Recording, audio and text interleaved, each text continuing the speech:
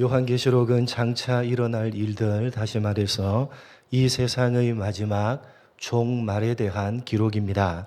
그러나 우리가 기억해야 될 것은 요한계시록이 이 세상의 마지막 종말에 대한 기록이라고 해서 지금 현재와는 시간적으로 멀리 떨어진 미래에 대한 관심을 가지고 기록된 것이라고 생각해서는 안 된다는 것입니다.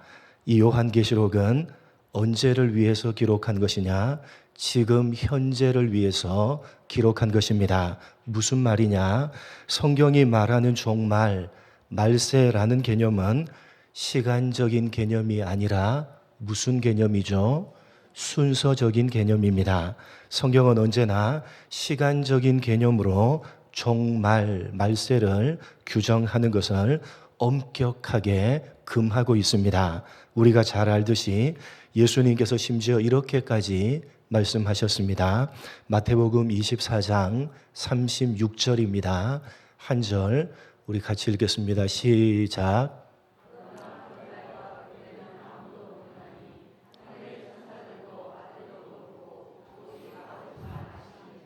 앞부분 30절과 31절을 보시면 인자가 구름을 타고 큰 능력과 영광으로 와서 택하신 자들을 사방에서 모을 것이다 라고 해서 예수님께서 제자들에게 재림으로 이루어지는 이 세상의 종말에 대해서 말씀하십니다. 그런데 어떻게 말씀하십니까? 그 날과 그때는 아무도 알지 못하는데 하늘의 천사들도 심지어는 아들이신 주님 자신도 모른다고 말씀하십니다. 그날과 그때, 다시 말해서 시간적으로 종말과 말세를 따져서는 안 된다는 것입니다. 왜냐하면 이 종말 말세는 말씀드렸듯이 시간적인 개념이 아니라 순서적인 개념이기 때문입니다. 무슨 말이냐? 성경은 이 세상이 끝나는 순간이 있을 것인데 그 끝나는 순간 바로 직전의 긴박한 얼마간의 시간을 가리켜서 종말 혹은 말세라고 표현하고 있는 것이 아니라 순서적으로 마지막 단 하나의 순서만 남았다라는 의미에서 종말 혹은 말세라는 표현을 사용한다는 것입니다. 여러분, 우리가 살아가고 있는 이 세상은 반드시 끝이 납니다. 지금 우리가 생각하기에는 세상이 천년 만년 계속해서 지속될 것 같아 보이지만 절대로 그렇지 않습니다. 이 세상은 그 시작이 있었듯이 반드시 끝이 있습니다. 어떤 사람들은 핵전쟁과 같은 세계적인 대전쟁이 일어나서 지구가 멸망하게 될 것이라고 말을 하기도 하고, 또 어떤 사람들은 우주에 있는 큰 행성과 충돌하여서 지구가 멸망하게 될 것이라고 하기도 하고, 또 어떤 사람들은 인간이 통제할 수 없는 자연적인 큰 재해가 일어나서 지구가 멸망하게 될 것이다 말하기도 합니다. 그러나 여러분, 혹시 그런 일들이 일어난다 하더라도 절대로 그것 때문에 우리가 사는 이 세상은 끝나지 않습니다. 물론 그런 일들이 일어난다면 많은 사람들이 죽을 것이고 이 세상도 황폐해질 것입니다. 그러나 절대로 그런 일들 때문에 세상이 끝나지는 않는 것입니다. 여러분, 우리가 사는 이 세상은 반드시 끝이 납니다. 그러나 핵전쟁이나 행성 충돌 혹은 천재지변 이런 것들로 끝이 나는 것이 아니라 무엇으로 끝이 납니까? 예수님의 재림으로 끝이 납니다. 예수님의 재림이 이 세상의 마지막 순서인 것입니다. 그 마지막 재림이라는 순서만 남겨놓았다라는 의미에서 성경은 종말 혹은 말세라는 개념을 사용하는 것입니다. 이것을 우리는 자꾸만 시간적으로 생각해서 아니 2000년 전에도 2000년 전 초대교회 때도 말세이고 우리나라 조선 시대에도 말세이고 지금도 말세라니, 이 말세라는 말은 그냥 늘 의례적으로 쓰는 말이구나 생각을 하고 종말 말세에 대한 긴장감을 잃어버리고 너무 느슨해지는 경우가 많습니다. 여러분 잘못된 생각에서 나온 생각입니다. 여러분 기억하십시오. 성경은 시간적인 개념이 아니라 순서적인 개념에서 종말, 말세라는 개념을 사용하는 것입니다. 재림이라는 마지막 순서만 남겨놓았다는 것입니다. 그러니까 성경이 종말, 말세를 말하는 것은 먼 미래에 관심을 두고 먼 미래를 위해서가 아니라 지금 현재에 관심을 두고 지금 현재를 위해서 말하는 것입니다. 요한계시록도 마찬가지입니다. 요한계시록이 종말, 말세에 대해서 말하는 것은 먼 미래가 아니라 바로 지금 현재를 위해서 말하고 있는 것입니다. 요한계시록의 관심은 미래에 있는 것이 아니라 바로 지금 현재에 있다는 말씀입니다. 그러므로 우리들도 요한계시록을 지금 현재를 위해서 읽어야 하고 들어야 하고 그 말씀대로 지키면서 살아야 되는 것입니다. 그래서 우리가 지난 2차례 동안에 살펴본 바와 같이 이 계시록은 계시이며 예언이지만 동시에 뭐였습니까? 편지였습니다. 요한계시록은 가장 첫 번째로 그것을 강조하면서 시작했습니다. 하나님께서 열어 보여주시는 장차 일어날 일들에 대한 예언이요 계시지만 그 모든 내용들을 어떤 형식에 담아서 보낸 것입니까? 편지라는 형식에 담아서 보낸 것입니다. 편지를 여러분 보냈다는 것은 지금 현재에 관심이 있다는 것입니다. 지금 현재와 전혀 상관없는 내용들을 편지로 보내는 법은 없습니다. 언제나 지금 현재의 상황을 반영한 내용을 담고 있는 것이 바로 편지입니다.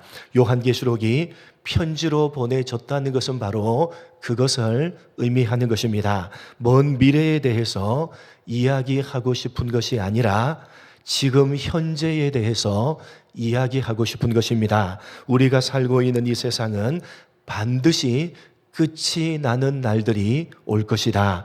이제 그 마지막 순서만 남겨놓고 있는 것인데 지금 현재 도대체 그것을 어떻게 살아갈 것이냐, 이것이 요한계시록 전체가 가지고 있는 초점입니다. 그러므로 우리는 미래에 어떤 일들이 일어날 것인가 라고 하는 호기심이 아니라 지금 현재를 어떻게 살아갈 것인가 라는 관심을 가지고 이 요한계시록의 말씀에 귀를 기울여야 되는 것입니다. 오늘 읽은 말씀은 이제 요한이 본격적으로 편지의 내용을 시작하고 있는 첫 부분입니다. 일반적으로 편지를 쓸 때 일정한 형식을 지켜서 쓰는 것이 상식입니다. 우리는 보통 편지를 쓸 때에 시작하는 제일 앞에 무엇을 씁니까? 보통 누구에게, 편지를 받아보는 사람을 제일 먼저 쓰고 그 다음에 인사말을 씁니다. 그리고 본론을 쓰고 제일 마지막에 편지를 쓴 날짜와 보내는 사람이 누구인지를 기록하는 것입니다. 그런데 여러분, 이 당시 1세기 당시의 습관은 좀 반대로 보내는 사람을 제일 먼저 썼습니다. 바울이 보낸다, 베드로가 보낸다, 요한이 보낸다. 보내는 사람을 제일 먼저 쓰고 그 다음에 받는 사람, 그리고 인사말을 썼습니다. 그래서 사도 요한도 이 계시록의 내용을 편지로 써서 보냈기 때문에 그런 편지의 형식을 따라서 기록한 것입니다. 본문 4절을 보시면 요한은 이라고 해서 편지를 써서 보내는 사람인 자신을 제일 먼저 쓰고 그 다음에 아시아에 있는 7 교회들에게 편지하노니 라고 해서 편지를 받아본 사람이 누구인지를 기록하고 있습니다. 그리고 이어서 인사말을 쓰고 있는데 이 인사말은 5절 말미에 은혜와 평강이 있기를 원하노라 라는 인사말입니다. 당시에는 편지를 보낼 때 보통 습관상 자기들이 믿는 신의 이름을 빌어서 이 인사말을 썼습니다. 당시는 로마가 지배하던 시기였고 로마는 야만족이었기 때문에 그리스 문화를 그대로 받아들여서 자신들의 것으로 사용했고 종교 또한 그리스의 것을 그대로 받아들였습니다. 그리스는 많은 다신을 섬겼는데 그 많은 신들 가운데 최고의 신이요 가장 대표적인 신이 무엇입니까? 제우스입니다. 그 제우스를 로마식으로 발음을 하게 되면 주피터라고 합니다. 당시 사람들은 편지를 쓸 때에 주피터의 이름으로 너희에게 평화가 있을지어다 라는 인사말을 종종 사용했는데 요한은 은혜와 평강이 있기를 너희에게 원하노라 라는 인사말을 사용했던 것입니다. 그런데 오늘 말씀에서 우리가 한 가지 주목해야 되는 것은 편지의 인사말에서 요한이 도대체 이 인사말을 누구의 이름으로 쓰고 있느냐 하는 것을 우리는 주목해야 되는 것입니다. 여러분, 요한이 누구의 이름으로 인사말을 전하고 있습니까? 4절부터 보시면 요한은 아시아에 있는 7 교회에 편지하노니 라고 해서 당시 편지를 쓰는 형식에 따라 편지를 쓰는 사람이 요한 자신이고 편지를 받아보는 사람이 7 교회라는 사실을 분명히 밝히면서 그들에게 인사말을 전하는데 이제도 계시고 전에도 계셨고 장차 오실 이와 그의 보좌 앞에 있는 7 영과 또 충성된 증인으로 죽은 자들 가운데서 먼저 나시고 당신의 임금의 머리가 되신 예수 그리스도로 말미암아 은혜와 평강이 있기를 원하노라 라고 해서 4절 두 번째 줄부터 시작해서 5절 세 번째 줄까지 무려 7줄을 할애해서 은혜와 평강을 누구의 이름으로 기원하고 있는지를 상세하게 밝히고 있습니다. 사실 이것은 당시로서는 굉장히 흔치 않은 것이었습니다. 여러분 성경을 보시면 특별히 신약 성경 대부분은 편지의 형식을 취하고 있습니다. 신약 성경 27권 가운데 4권의 복음서와 사도행전을 제외하고 로마서부터 요한계시록까지 22권이 모두 편지입니다. 더 엄밀하게 말씀드리면 누가복음과 사도행전도 누가가 데오빌로 각하라는 사람에게 차례대로 적어보낸 편지이기 때문에 무려 24권이 편지입니다. 그래서 여러분 읽어보시면 요한계시록과 똑같이 편지를 쓴 사람이 누구인지 그리고 받아보는 사람이 누구인지를 적고 인사말을 전하는 것으로 시작합니다. 그런데 요한계시록과는 조금 차이가 있습니다. 어떤 차이가 있느냐 한번 살펴보겠습니다. 여러분 신약 27권 가운데 24권이 편지인데 약 14권 정도가 누가 써서 보낸 편지입니까? 사도 바울이 써서 보낸 편지입니다. 이 바울의 편지들 가운데 2개를 요한계시록과 비교해서 살펴보겠습니다. 먼저 로마서입니다.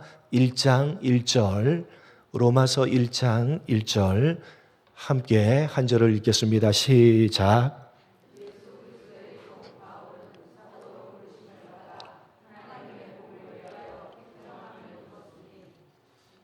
여러분 제일 먼저 바울이 어떻게 씁니까? 나 바울은 누구에게 보내는 겁니까? 로마에서 하나님의 사랑하심을 받고 성도로 부르심을 받은 모든 자들에게 보내는 것입니다. 그런데 그들에게 하는 인사말이 뭡니까? 뒷부분을 읽어보시면 이렇게 되어져 있습니다. 2절 한번 읽어보겠습니다. 로마서 1장 2절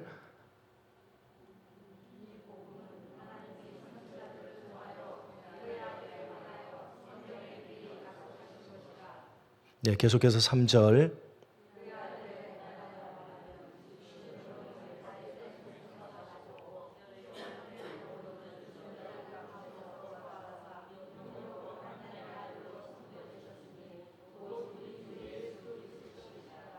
계속 읽겠습니다. 5절.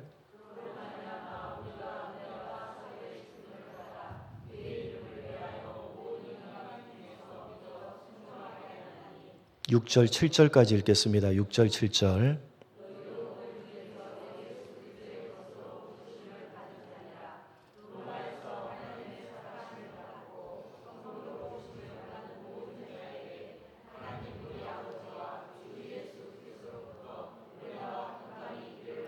역시 은혜와 평강이 있기를 원하노라 라고 인사말을 하는데 누구의 이름으로 합니까? 하나님 우리 아버지와 주 예수 그리스도로부터 은혜와 평강이 있기를 원하노라 라고 인사하고 있습니다. 한 군데 더 고린도전서 1장 1절로 3절을 한번 보도록 하겠습니다. 역시 바울이 쓴 고린도전서 1장 1절로 3절입니다. 제가 1절 하나님의 뜻을 따라 그리스도 예수의 사도로 부르심을 받은 바울과 형제 소스데네는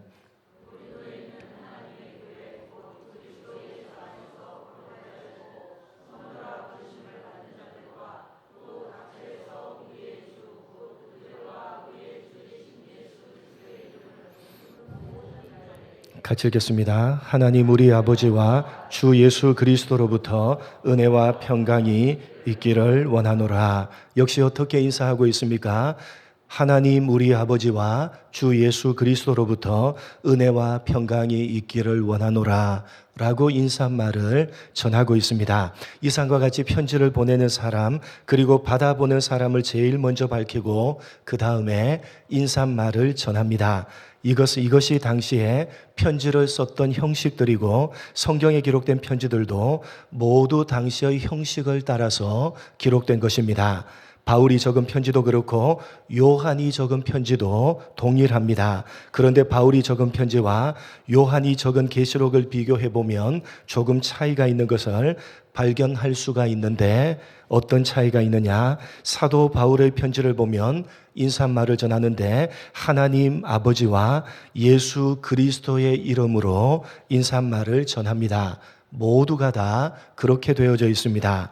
그러나 요한계시록은 어떻게 전하고 있습니까? 길게 풀어서 전에도 계셨고 지금도 계시고 장차 오시리 누굽니까? 성부 하나님을 가리키는 표현입니다. 그리고 그의 보좌 앞에 있는 일곱 영 누굽니까? 여러분 여기서 일곱 영이란 영이 일곱이다 라는 의미가 아니라 일곱은 완전수로 완전한 영이시다 라는 의미의 일곱 영입니다. 완전한 영 누구를 가리키는 것입니까? 성령 하나님을 가리키는 것입니다. 그리고 충성된 증인으로 죽은 자들 가운데서 먼저 나시고 땅의 임금들의 머리가 되신 분 누구십니까? 예수 그리스도십니다. 그러니까 사도 요한은 인사를 하면서 특별히 성부, 성자, 성령 하나님, 삼위 하나님의 이름으로 인사를 하고 있습니다. 신약 성경 대부분이 편지의 형식을 빌어서 썼지만 단 한 군데도 요한계시록처럼 이렇게 삼위 하나님을 모두 다 언급하면서 인사를 하는 경우는 없습니다. 그렇다면 왜 사도 요한이 다른 서신과는 달리 삼위 하나님을 모두 언급하면서 인사말을 전하고 있느냐? 우리가 먼저 알아야 되는 것은 삼위 하나님은 한 분 하나님이시라는 사실입니다. 여러분 참 어려운 이야기입니다. 삼위 하나님이 한 분 하나님이시다. 이것을 보통 삼위일체라고 부릅니다. 삼위일체 하나님은 우리 인간의 한계를 뛰어넘는 하나님의 존재십니다. 우리 인간은 피조물이기 때문에 창조주 하나님의 존재에 대해서 100% 아는 것은 불가능합니다. 하나님은 무한하신 존재이시고 우리는 유한한 존재입니다. 여러분 유한 안에 무한을 다 담을 수는 없는 것입니다. 불가능합니다. 다시 말해서 유한한 인간이 무한하신 하나님을 100% 안다는 것은 불가능합니다. 바로 그런 의미에서 삼위일체로 존재하시는 하나님은 유한한 우리 인간의 한계를 뛰어넘는 것입니다. 여러분 이런 설명을 많이 들었을 것입니다. 제가 교회에서는 목사이고 집에 가면 남편이고 또 아빠입니다. 저는 분명히 하나인데 목사이고 남편이고 아빠 이렇게 세 가지 역할을 합니다. 그것이 바로 삼위일체다. 이렇게 설명하면 정확하게 틀립니다. 그건 삼위일체 2단 가운데 양태론이라는 2단이 하는 설명입니다. 분명 하나인데 때로는 목사, 때로는 아빠, 때로는 남편으로 나타나서 그 역할을 하는 것이 아니라 굳이 숫자로 말하자면 하나님은 몇 분이십니까? 굳이 숫자로 말하자면 하나님은 세 분이십니다. 여러분 오해 없으시기 바랍니다. 성경에 하나님은 하나시다, 한 분이시다 라는 말은 숫자적으로 하나다 라는 의미가 아니라 유일하시다, 유일한 신이시다 라는 의미에서 하나요, 한 분이십니다. 숫자로 말하면 하나님은 몇 분으로 존재하십니까? 세 분으로 존재하십니다. 그래서 삼위일체 할 때 앞에 나오는 삼은 숫자를 가리킵니다. 성부, 성자, 성령 하나님은 각각 구별되게 독립적으로 존재하시는 분이십니다. 한 분이신데 어떤 때는 성부로, 어떤 때는 성자로, 어떤 때는 성령으로 이렇게 나타나는 것이 아닙니다. 숫자로 셋이었다가 하나로 합쳐졌다가 또 하나로 합쳐 있다가 셋으로 나누어졌다가 이런 말도 아닌 것입니다.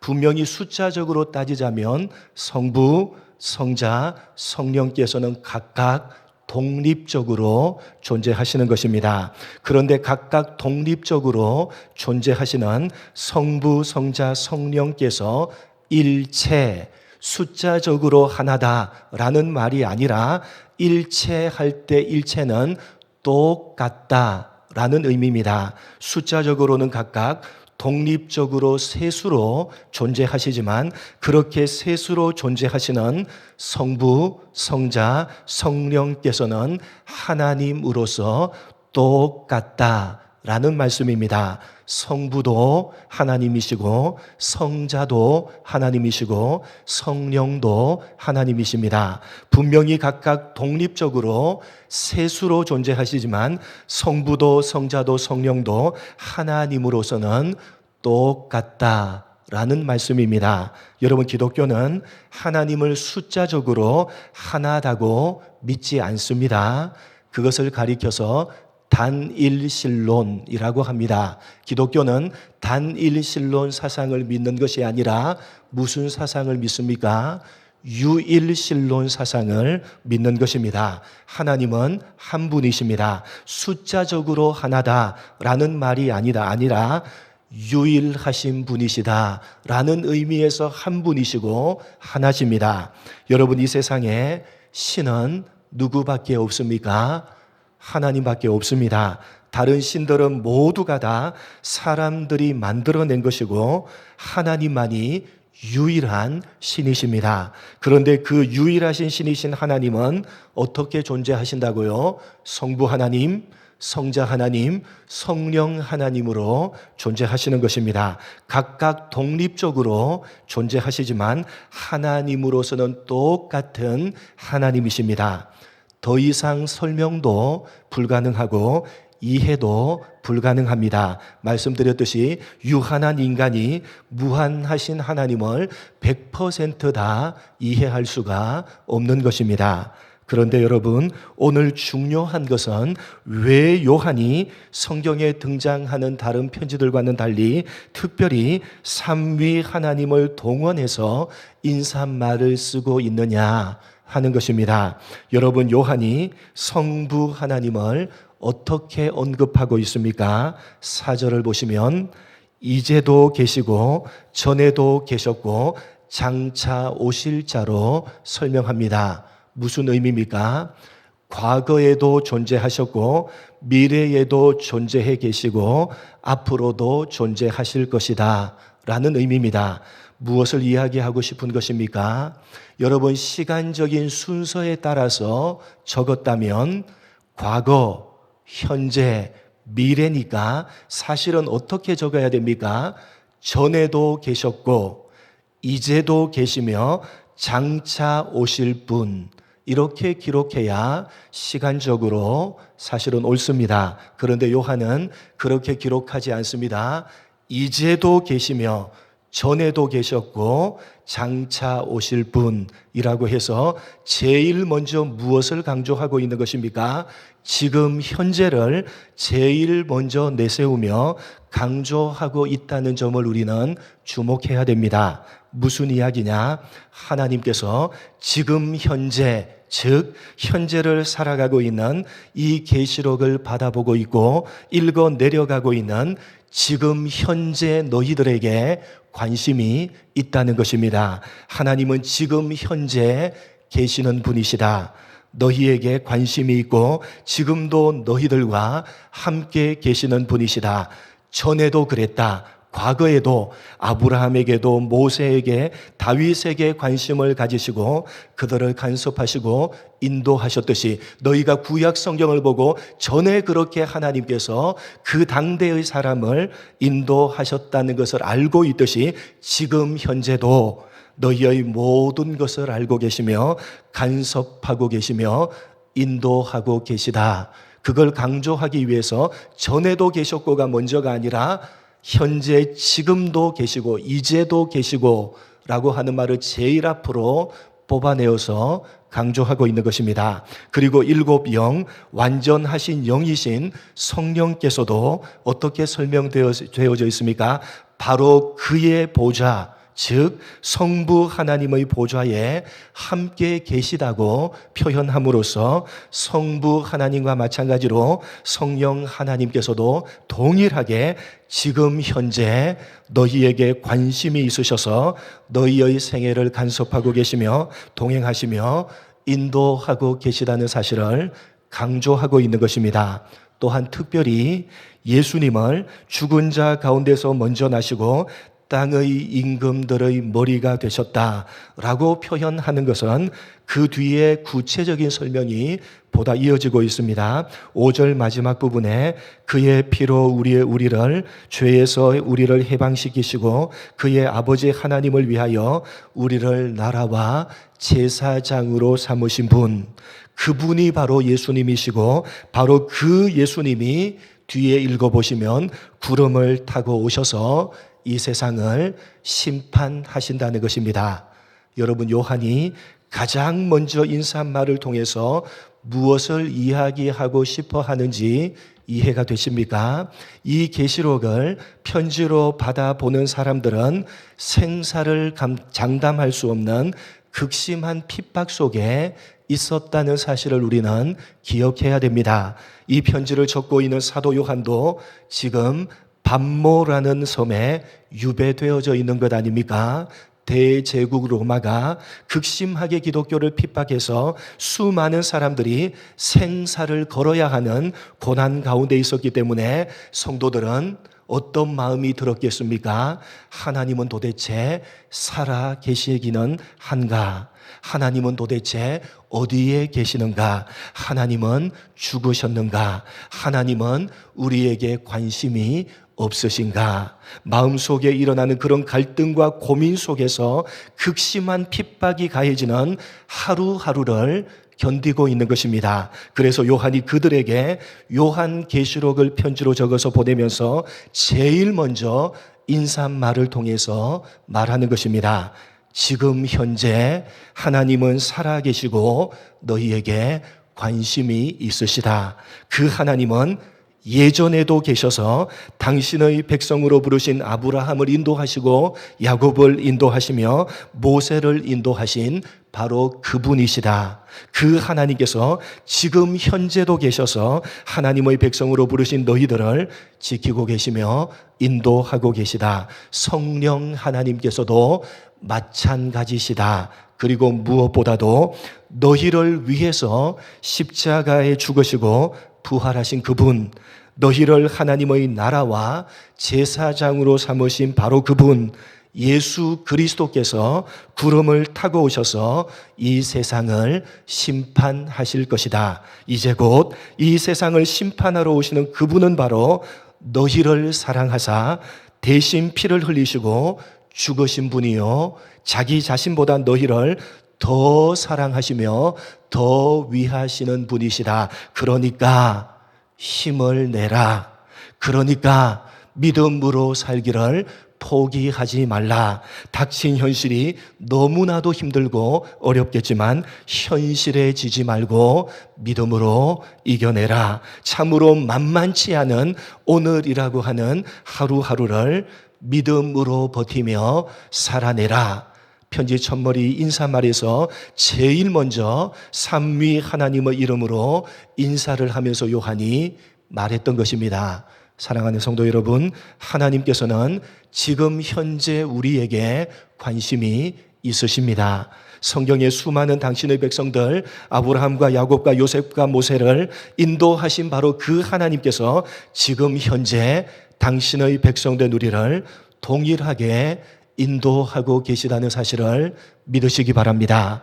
그리고 우리를 사랑하사 우리 죄를 대신해서 십자가의 피를 흘리시고 우리를 하나님 나라의 백성으로 삼으시며 제사장으로 삼으신 그분 예수 그리스도께서 장차 이 세상을 심판하러 오실 것이라는 사실을 명심하시기 바랍니다. 우리를 자기 자신보다 더 사랑하시는 분, 우리를 위해서 대신 죽으신 그분이 이 세상을 심판하러 오실 것입니다. 그러니까 여러분, 정말 이 세상의 마지막 심판을 우리는 무서워할 필요가 있습니까? 없습니까? 무서워할 필요가 없는 것입니다. 두려워할 필요도 없는 것입니다. 왜요? 이 세상을 장차 심판하러 오시는 분은 우리를 대신해서 죽으신 분, 우리보다 우리를 더 사랑하시는 분, 자기 자신보다 우리를 더 사랑하시는 바로 그 예수 그리스도께서 이 세상을 심판하러 오실 것이기 때문에 우리는 무서워할 이유도 없고 두려워할 필요도 없는 것입니다. 아멘. 주 예수여 어서 오시옵소서. 성도된 우리를 위한 재림이요 우리를 위한 종말이요 우리를 위한 심판인 것입니다. 사랑하는 성도 여러분, 살아계시는 삼위 하나님께서 여러분의 모든 것들을 알고 계시며 여러분의 머리털 하나까지 세시면서 지금 현재도 여러분과 함께 계시며 여러분을 인도하고 계시다는 사실을 믿으시기 바랍니다. 그리고 마지막 심판, 이 재림을 여러분을 위해서 준비하고 계시다는 사실을 믿으시기 바랍니다. 이것이 오늘 본문의 핵심이요 계시록 전체가 우리에게 말하고자 하는 가장 핵심적인 내용인 것입니다. 절대로 요한계시록은 두렵거나 무서운 말씀이 아닌 것입니다. 성도된 우리들에게는 말입니다. 왜요? 우리를 위한 심판이요 우리를 위한 재림이기 때문입니다. 그러므로 우리는 마땅히 우리와 함께 하고 계시며 우리를 위해서 심판을 준비하고 계시는 그분 하나님 앞에서 지금 현재 오늘이라고 하는 이 만만치 않은 하루하루를 세상에 지지 말아야 할 것이며 어떤 일을 이 세상 가운데 당한다 할지라도 믿음으로 버텨내야 될 것이며 그 모든 것들을 이기며 믿음으로 살아내야 될 것입니다. 여러분 그렇게 살아내시는 여러분 모두가 되시기를 주님의 이름으로 간절히 축복합니다. 하나님 아버지 감사합니다. 오늘 요한이 편지 가장 첫 부분에서 삼위 하나님의 이름으로 인사말을 전하면서 무엇을 강조하고 있는지 깨달아 아는 우리가 되게 하여 주옵소서. 하나님 아버지, 어떤 현실이, 어떤 기가 막힌 현실이 마치 1세기 당시에 성도들과 같은 그런 극심한 핍박과 고난과 목숨을 걸어야만 하는 하나님 그런 힘듦과 어려움이 있는 현실이라 할지라도 하나님께서는 지금 현재 살아서 우리에게 관심을 가지고 계시며 우리를 붙들고 계시며 우리를 인도하고 계시다는 사실을 믿을 수 있는 우리가 되게 하여 주옵소서. 그리고 장차 우리를 위해서 죽으신 그분, 우리를 더 사랑하시며 자기 자신보다 우리를 더 사랑하시는 그분 예수 그리스도께서 우리를 위해서 이 세상에 임하실 것이며 우리를 위해서 이 세상을 심판하실 것이라는 이 요한계시록 전체의 메시지를 우리가 가슴에 새기게 하여 주옵소서.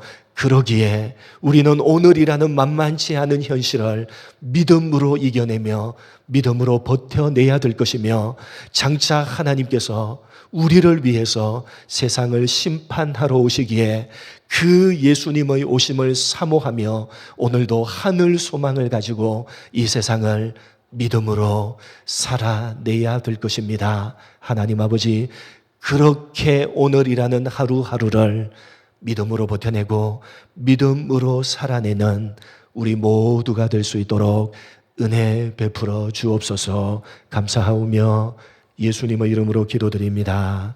아멘.